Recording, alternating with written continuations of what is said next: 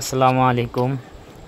আজকে আপনাদেরকে একটা তথ্য দিব যে একটা জমি থেকে কিভাবে লক্ষ টাকা আয় করা যায়। কারণ আপনারা দেখবেন যে আপনারা যদি একটা জমিতে ধান করেন সেখান থেকে 1 বিঘা জমিতে কত টাকা আয় করতে পারেন, সেই তুলনায় আপনাদেরকে আজকে একটা পরিসংখ্যান দেখাবো যে লতি চাষ করে কিভাবে একটা জমিতে 1 বিঘা জমি থেকে লক্ষ টাকা আয় করবেন আপনারা।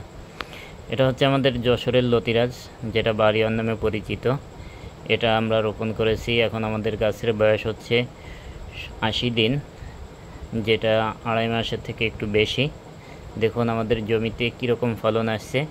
এই জমিতে আরও ফলন আসবে ইনশাল্লাহ। আরও 15 দিন 20 দিন পরে এই জমিতে যখন ফুল প্রোডাকশন আসবে তখন দেখবেন যে এই জমিতে পা ফেলার কোথাও কোনো জায়গা থাকবে না। এটা হচ্ছে যশোরের লতিরাজের বৈশিষ্ট্য।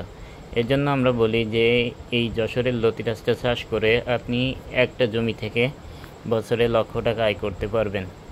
কারণ এটা অনেক উচ্চ ফলনশীল। এটা প্রতি সপ্তাহে 1 বিঘা জমি থেকে আপনি 8 থেকে 10 মণ লতি তুলতে পারবেন, এবং এটা একটানা আপনি 8 থেকে 10 মাস লতি তুলতে পারবেন। তাহলে আপনারা একটু চিন্তা করে দেখুন যে কিভাবে লক্ষ টাকা আয় করা সম্ভব। আর আমাদের ফলনটা দেখুন, আপনারা দেখলেই বুঝতে পারবেন যে আমরা যে বলি যে 1 বিঘায় 8 থেকে 10 মণ লতি তোলা যায়, কেমনে তোলা যায়।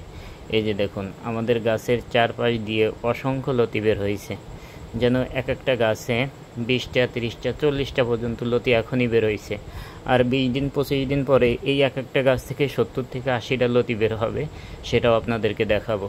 তা এই লতিটা বানানোর জন্য আপনাদেরকে প্রথম যা যা করতে হবে সে বিষয় হচ্ছে যে আপনাদেরকে একটা ভালো জমি নির্বাচন করতে হবে। ভালো জমি নির্বাচন করে ভালো জাতের চারাটা আপনাদেরকে লাগাতে হবে। তারপরে হচ্ছে নিয়মিত পরিমাণ মতো সার দিতে হবে। পরিমাণ মতো এই জন্যই বললাম যে বেশি দেওয়া যাবে না এবং কমও দেওয়া যাবে না, একটা নির্দিষ্ট একটা পরিমাণ আছে, এই পরিমাণ সার আপনাকে দিতে হবে। কারণ বেশি সার দিলে গাছের গোড়ায় পচন লাগবে, এবং যদি আপনি অল্প সার দেন তাহলে গাছের যেটুকু দরকার তার থেকে সে কম পাচ্ছে, যার কারণে গাছ থেকে আপনি কাঙ্ক্ষিত ফলন পাবেন না। এই জন্য আমরা বলি পরিমাণ মতো সার দিবেন। আর এই পরিমাণ মতো ব্যবহার করার জন্য অবশ্যই আপনারা প্রথমত আমাদের সাথে যোগাযোগ করবেন। আমরা আপনাদেরকে বলে দেব যে স্টেপ বাই স্টেপ কীভাবে আপনাদেরকে পরিমাণ মতো এবং কি সার আপনাদেরকে প্রয়োগ করতে হবে, এই বিষয়গুলো আপনাদেরকে আমরা বলে দেব। আপনাদেরকে যখন আমরা প্রাথমিকভাবে 2-1 বার বলার পরে আপনারা নিজেরাই অভিজ্ঞতা লাভ করতে পারবেন, তখন আপনারা নিজেরাই আপনাদের জমিতে পরিমাণ মতো আপনারা সার কীটনাশক দিতে পারবেন। এবং দ্বিতীয়ত আপনাদের খেয়াল রাখতে হবে, যখন আপনার গাছে ফলন আসবে আপনাকে সারটা যখন আপনি ছিটাবেন অবশ্যই আপনাকে গাছের নিচ দিয়ে ছিটাতে হবে।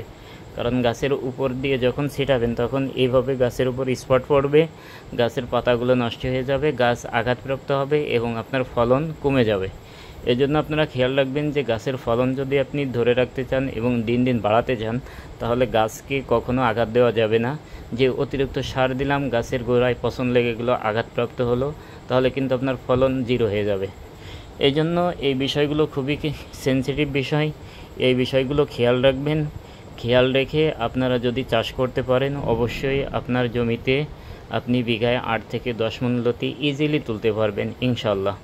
যদি আপনারা এই জাতটা রোপণ করেন আপনারা অবশ্যই স্বাবলম্বী হবেন ইনশাল্লাহ। আরেকটা বিষয় হচ্ছে আপনাদের জমিতে কখনো আগাছা রাখা যাবে না, আর আগাছা দমন করার জন্য কখনো কোনো মেডিসিন ব্যবহার করা যাবে না। আগাছাগুলো হাত দিয়ে উঠাই ফেলতে হবে।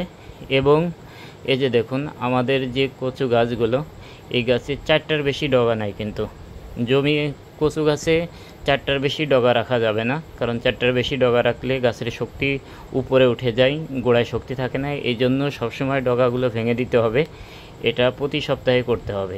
এই পরিচর্যাগুলো যদি আপনি সঠিকভাবে করেন তাহলে আপনার গাছেও ঠিক একই রকম ফলন আসবে, বরং আরও এর থেকেও ভালো ফলন আপনি পেতে পারেন যদি আপনি আরেকটু পরিচর্যা বেশি করেন।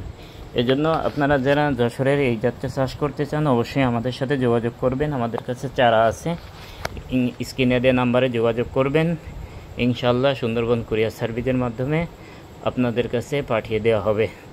এবং যারা আমাদের এই ভিডিওগুলো পেতে চান অবশ্যই আমাদের চ্যানেলটি সাবস্ক্রাইব করবেন, লাইক শেয়ার কমেন্ট করবেন। আসসালামু আলাইকুম।